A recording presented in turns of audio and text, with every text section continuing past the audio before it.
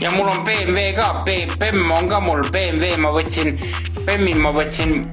pensionifondist seal, pensionifondist võtsin raha välja ja siis ma ostsin omale BEM-i ka, nii et mul on 2 autot.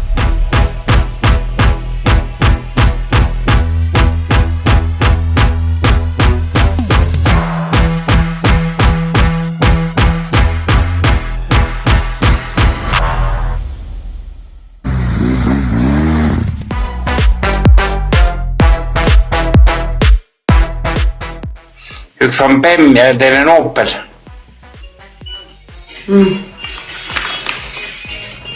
Et sõidan praegu hetkel sõidan BEM-iga, BEM on